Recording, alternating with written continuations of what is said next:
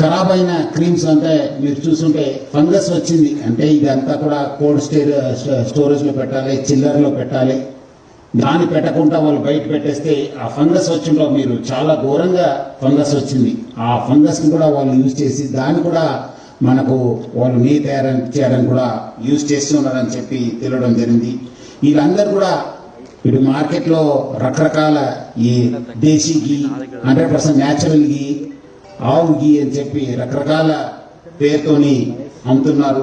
So మొత్తం మనము దాదాపు 36 టన్ను అడల్టరేటెడ్ గీ, అట్లానే ఈ గీ తయారు చేయడానికి నీ తయారు చేసే ఒక రా మెటీరియల్స్, అట్లానే డేంజరస్ హజార్డస్ కెమికల్ అడిటివ్స్ కూడా యూజ్ సీజ్ చేయడం జరిగింది. మొత్తం మనము సీజ్ చేసిన వస్తువులు అడల్టరేటెడ్ గీ దాదాపు 25.5 టన్స్, క్రీమ్ అంటే నెయ్యి తయారు చేసే క్రీమ్ కి దాదాపు raw material 8.7 turns, palm oil దాదాపు 1200 లీటర్స్ పామ్ ఆయిల్, వనస్పతి డాల్డా దాదాపు 600 లీటర్స్ డాల్డాను వాడడం జరిగింది. అట్లానే ఈ ఆర్టిఫిషియల్ గీ ఫ్లేవర్స్, ఆ గీ ఒక స్మెల్, ఒక ఫ్లేవరు, ఒక ఫ్రాగ్రెన్స్ రావడానికి దాదాపు 6 బాటిల్స్ 3 వెరైటీ మనము సీజ్ చేయడం జరిగింది. స్టార్చ్ ఒక 30 కేజీస్ని ప్లస్ అట్లానే రవాను కూడా మనము సీజ్ చేయడం జరిగింది. ఈ అడల్టరేషన్ అనేది 2 రకాల జరుగుతుంది.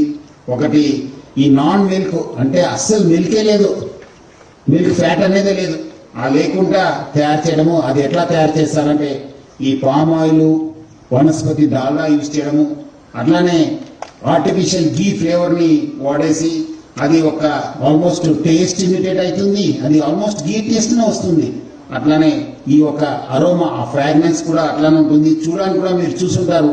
అంటే ఆ డిపెండ్ అపాన్ ఆ ఒక సబ్స్టెన్సెస్ వాడడంతో రకరకాల కలర్ తోని అది చూస్తుంటే కూడా ఇది కౌ గీ, ఆవు గీ, లేదంటే బఫెలో గీ అని చెప్పి చూపించడానికి కూడా వాళ్ళు జెన్యున్ గీ అని చెప్పి కూడా తయారు చేయడం జరుగుతుంది. ఇంకోటి ఈ యొక్క స్కిమ్డ్ మిల్క్ పౌడర్, అంటే మీకు బయట దొరికే ఒక స్కిమ్ మిల్క్ పౌడర్, దాంట్లో కూడా మనకు అది ఆల్మోస్ట్ ఇట్స్ 0% మిల్క్ ఫ్యాట్. మీకు స్కిమ్డ్ మిల్క్ అంటే ఎటువంటి మిల్క్ ఫ్యాట్ ఉండదు.